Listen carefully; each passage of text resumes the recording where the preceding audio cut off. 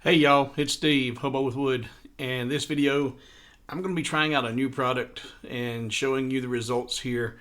It's a new to me, ceramic and glass black marking spray that comes to us from Brilliance Ink, Brilliance Laser Inks, and this is, see what it says here on the actual label. It says for marking ceramics and glass, quick and easy to use, permanent high contrast black mark for use on CO2, fiber, and ND YAG lasers. Coverage up to 4,000 square inches, I guess, from a single can. Now, you notice there it said CO2, fiber, and YAG. I got a CO2, but I don't like working with it. So what am I working with? The diode. This is not marketed toward the diode. It doesn't have it on the label. But I get good results using this with my diode. So we're going to try it. And it says it's made for ceramic and glass. And I'm going to do it on some ceramic and glass today. I already tried it on a ceramic piece, test piece. And I created this design. And the design itself has some flaws, but the actual marking is spot on, and it is permanent. I can't rub it off. So we're going to try it on some glass and some ceramic plates today, and I'm going to show you just how easy this is to apply and to use. There's a lot of other techniques out there, but they take so much time and prep, and that's where, and if you've got plenty of time, and that's all you've got is time, then I'm not talking to you. But if you want to be able to make things and make them up quick and pretty much do them on the spot, then this is what you want to look at. This Brilliance, I've got it for metal marking as well, and now I've got it for glass and ceramic. So we're going to jump in here and see what this does. So stay tuned. I'm going to show you the process start to finish. Alright, so this is how I do my plates. Now, I have already got my plate in position, got it focused, but obviously you can see it's not prepped for the engraving. I do this first because I can tilt this and slide it out and then take my plate and go prep it. But now I've got a jig down here, so when my plate is prepped, I carefully slide it underneath the laser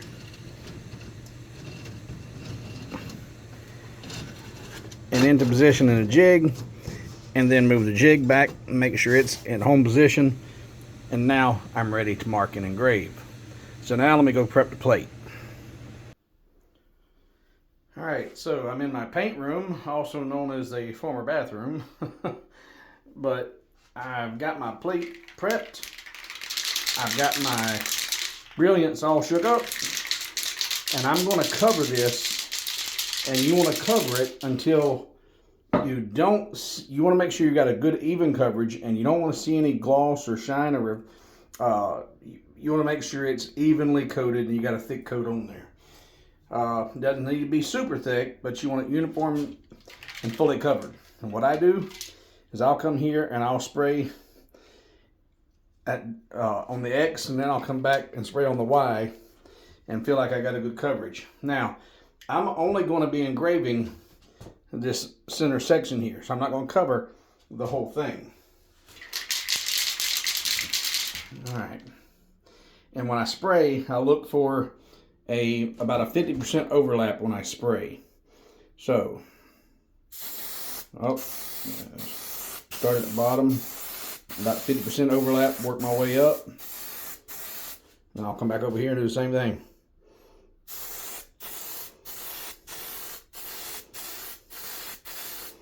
Alright, now, so I don't have good coverage out here on the perimeter, but I ain't worried about that. But I do have a really good coverage on the middle of that plate.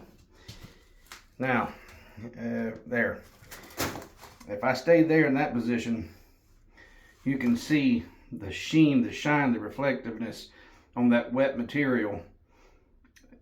And you can see out here on the sides, it's already started to dry up. It's already started to lose its shine. This doesn't take long to cure, to dry. You want it to be fully dried before you put it on the laser and use it. And I'm not going to sit here for this whole time literally watching paint dry. But you can see the outer perimeter is already drying up in this short little bit of time I'm speaking to you. And it's been less than probably 30 seconds since I quit spraying. So this will dry up really quick. I mean, it's drying fast now. You can almost see it moving. And I think the secret sauce here is alcohol. They use alcohol in the propellant. I don't know that. That's an assumption. Look how fast that's drying. I told you I wasn't going to sit here the whole time, but it's pretty darn fast. That's moving quick. All right, be back when it's done. All right, so I've got the plate prepared. It's dried up. I've got this already pre-focused. Now I have to slide this down and under the laser. I'm not worried about this lip up here on the top because I'm not doing anything, so I can get my fingers all in it. Doesn't matter. I just don't want to mess this up down at the bottom. So I'm going to come down here and I'm going to slide it in past that dip. There we go. And there. Now it's in my jig. Put my jig back in place.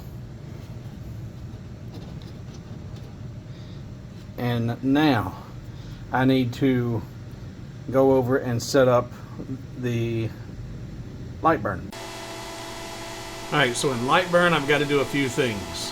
One, I want my laser in the very center of that plate. So the way that I do that is I've got crosshairs that I've used by dragging, a line down and then center it over the horizontal and then dragging one over and putting the vertical. And now I've got a crosshair. I know exactly where the center of my plate's at. So now I can take and grab my pin, my laser dropper here, drop a pin right on that X, and it's going to move the laser right into the center of the plate. Now I'm going to go over to my laser control tab and I'm going to go with user origin, and in my move function I'm going to set my origin. So now my origin of my image is set there, not at home or anywhere. This is now where the center of the laser homes, the origin of the design, everything's right in the center of the plate. I'm also, while I've got it here, going to set my finished position so that when it's done engraving, it's going to come back to that spot. That way the laser doesn't try to go past the rim of that plate, catching the plate and possibly scratching it, marring it, or doing some damage to it. So I've set my origin to the center of the plate using the crosshairs, and I've set my finished position to that same place there. Alright, now that that's done, I can actually select my material, or my design rather. I don't want to get the tool path, the whole control and delete that. I don't want that in the selection. I only want my engraving, or my marking. And let's look at the preview. And now I can frame that and make sure that nothing about my laser is going to interfere with the way that plate flares up. Make sure I don't have any interferences. If it does hit outside of that, it's not a problem. I can shrink this down and frame it again and make sure it's going to work. So that's what I'm going to do next. So let's do that. I've got that selected, and I'm going to swing forward there so you can see it, and we're going to frame that using the rubber band frame. We don't want to use the square frame. We use the round of the rubber band frame. And rubber band that, and frame.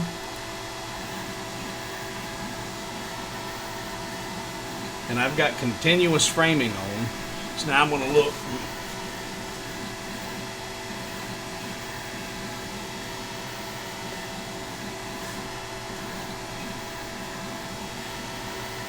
That's about as big as I can make it without the back of the laser hitting the plate. I mean, it's within about 1/8 of an inch. Couldn't got any better than that. Now I'm just curious what it's going to look like. So, let's get this job started. Now I've already done some testing on some porcelain or ceramic, and I'm hoping that this porcelain plate, if it's really I don't know what it is. It's a cheap dollar plate from the Dollar Tree. So hopefully, if it's ceramic, it'll have the same tendencies this has got. This was actually bought at the Dollar Tree, but this I'm sure is ceramic, and that's probably maybe porcelain. I don't know the difference. Maybe you can tell me in the comments. But that's looking good.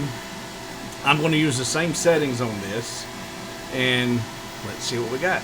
So I'm going to tell it okay with the framing. You can calm yourself down. I'll make sure I've got my settings correct. Cuts and layers. Yes. Yes. One pass. Done. Now, I am using the 20-watt diode setting on the Roly. I am using 2,500 millimeters a minute and only 10% power on the 20-watt. So,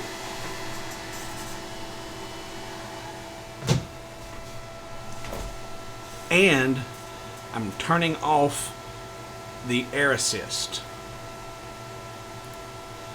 Now that's cured and dried pretty well, but it is a powder coating that's on top of there.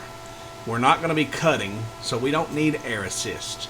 So I'm turning air assist off, 2,500 millimeters a minute, 10% power with a 20-watt diode.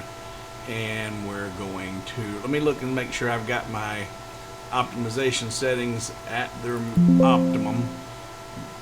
That's good. And my cuts and layers, fill all shapes at once. That way I should just come right up through there and just be done with it. And if you make sure, you can look at your preview and roll your play button back and just make sure you got a good, just an even, constant burn. There's a lot of white space in here, but this is probably going to be about the quickest way to do this one. So I'm just going to hit play and let it go. Start.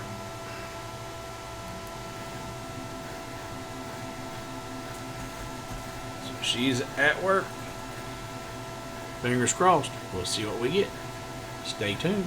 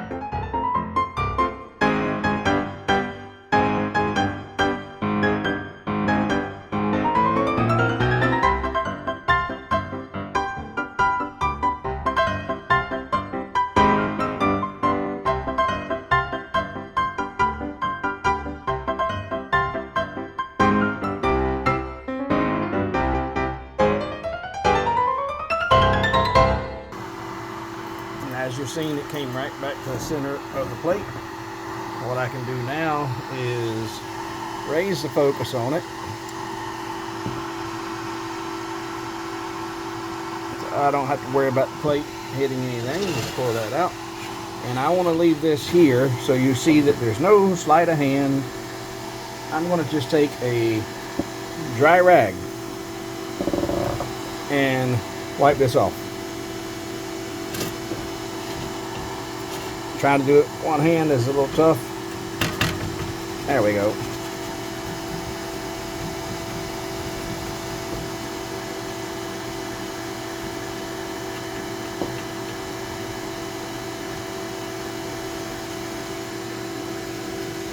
Alright, now I'm going to need to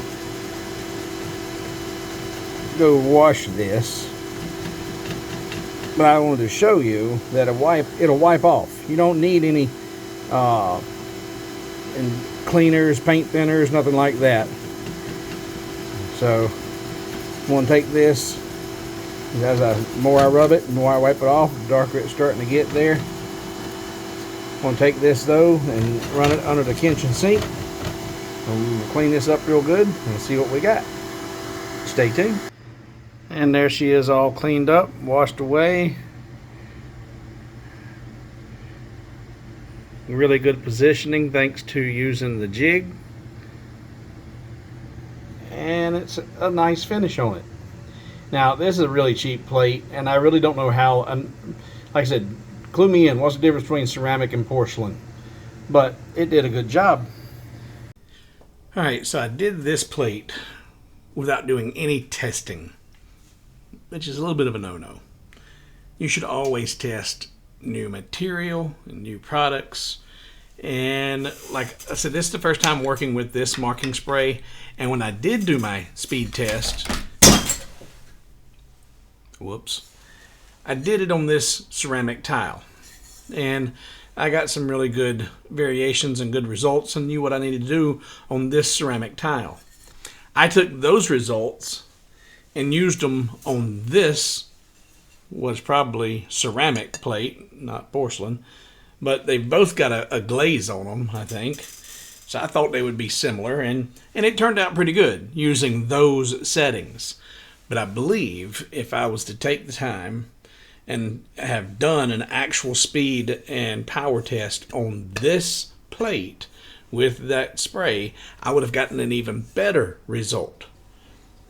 But this is pretty darn good. I'm really happy with the way that looks, and if I was just doing this as a showpiece, that's more than adequate. It's a really slick way to make something. Like I said, it's a $1.25 plate from Dollar Tree, and I put a logo on it and a name. It's pretty neat. Something new, something different than playing with wood all the time. But I'm going to do some more tests with this, and I plan to do show off a few more things this coming Saturday, which will be the 31st, I think. Today, yeah, I think it's 31st, 8 p.m. Standard Time, Eastern Time. I hope to show off some new pieces that I've been doing with this, a new test, and hopefully, if schedules will allow, there'll be someone that can jump into the stream for a little bit and answer any questions about the Brilliance sprays and inks that I just don't have the knowledge about. I can make some assumptions, but you know what happens when we assume. And I'm sure that there's a lot of proprietary stuff involved in it. They're not going to disclose a whole lot, but there's some things that we can safely assume. So, hope to see you in Saturday's live stream. I'm Steve, Hobo with Wood. See you in the next one.